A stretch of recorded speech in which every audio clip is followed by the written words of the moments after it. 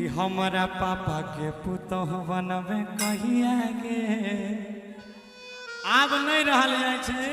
आब तोरा से एकटा बात कहबो कि विल यू मैरी मी, हमरा से बियाह करबे। के जहिया 18 उमर होतै तहिया रे। अभी अरे कि कब तक जवानी छुपाओगी रानी, ओहो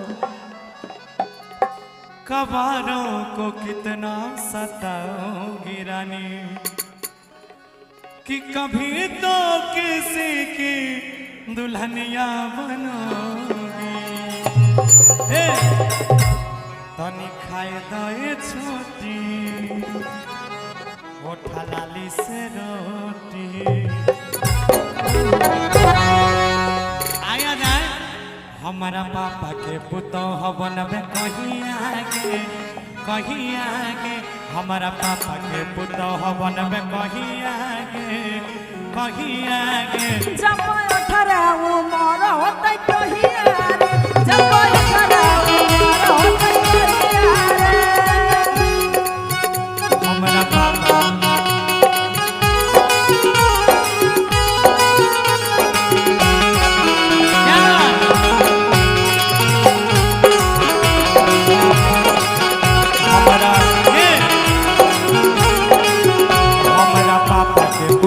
बनबे कहिया गे, कहिया गे। जब 18 उमर होतै तहिया रे।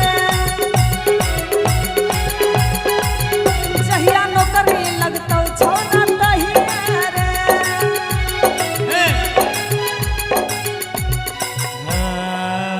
आगे चढ़ल जवानी तोर सहल नहीं जाय छौ।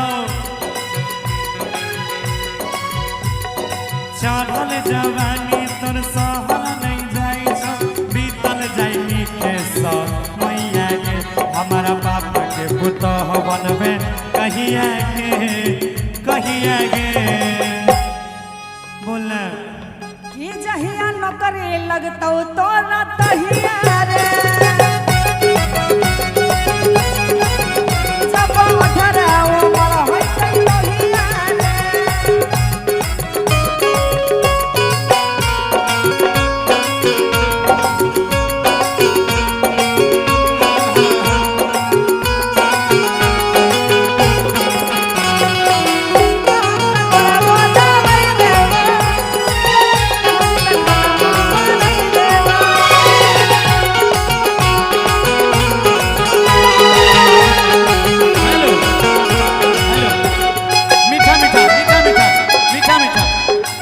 मीठा मिठाइएगा।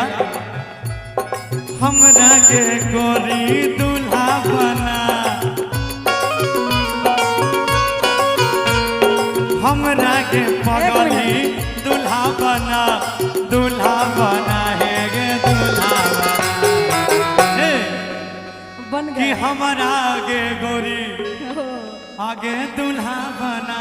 अच्छा ये अपना हाथ से पिन्हते तब ना मजा आते। अपने हाथ से पहने ले गए कुंदन पहनवा। हाँ कुंदन ने पिन्हते तू पिन्हा। हाँ एगो ताली हो जाए जोरदार। क्या बात है। और इसी के साथ हम खुदे ब्राह्मण हैं, आज से हम दोनों पति पत्नी हुए। कि हमारा आगे सुनना, हमारा के गोरी दूल्हा बना, अच्छा आगे दूल्हा बना है गे दूल्हा बना।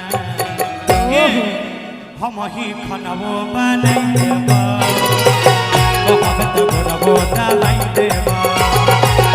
हम ही खनबो बनाई देबा, सुने कहबत घरबो दलाई देबा।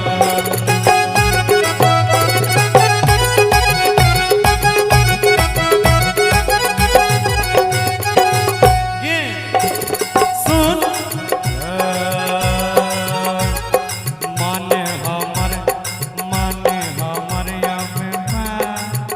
आप बजाया मत कीजिए।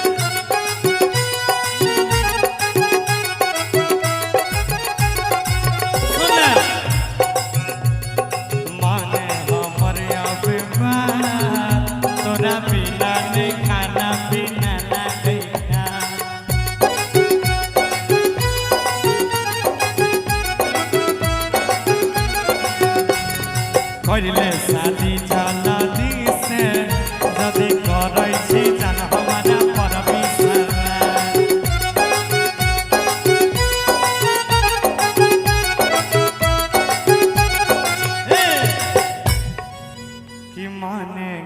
जान हमर बात आ जदि करै छी हमरा पे तू भी सवास सुने सुना कि सुने रे छोरा बदल बने हमरे अच्छा कि टाइम से पहले पहुँच जाएबो हमरे पक्का अरे हाँ रे कि जल्दी लगबे नहीं कोनो उपैया गे ओहो उपैया गे लगाना कि जब 18 उम्र है तहिया तोरा नौकरी लगतौ छोरा तहिया रे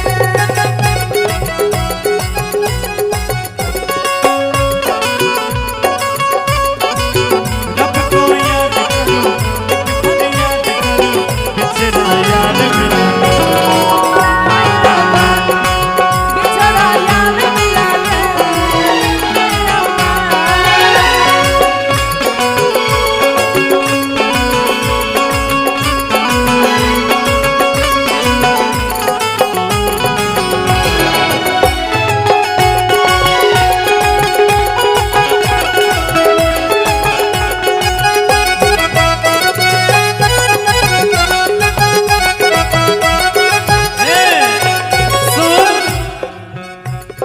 साचे कहै छियौ जान तोरा बिना नहीं हमारा रहल जाइए के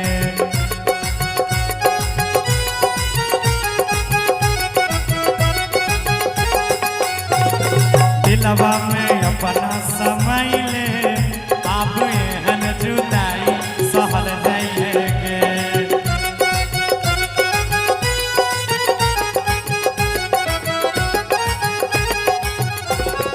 सुने सुन पहले सुन साचे कहै छियौ जान ओहो तोरा बिना नहीं हमारा रहल जाइए गे किया अठेर करबैले इंतजार अब ई जुदाई नहीं सहल जाइए गे केर कुछ दिन और तू दिल के समझावे अच्छा आ दे छियो कि से अपन मन के मनावे बाप रे बाप सुन सुन कि चले प्यार करबै नदी के तरैया गे